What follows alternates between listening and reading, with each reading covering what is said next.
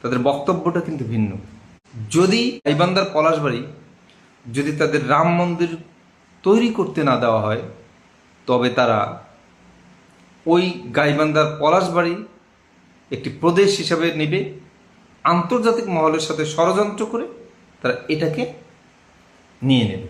যখন চৈতালি রায় কিংবা চৈতালি চক্রবর্তী তিনি বলছেন যে তুমি কি হরিদাস পাল, তোমাকে বলতে হবে রাম মন্দির করব কি করব না, প্রয়োজন বোধে তোমরা যদি 5টা মারো আমরা 2টে মারব।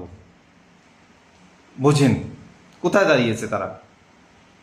প্রয়োজন বোধে তোমরা যদি 5টা মারো আমরা 2টো মারব।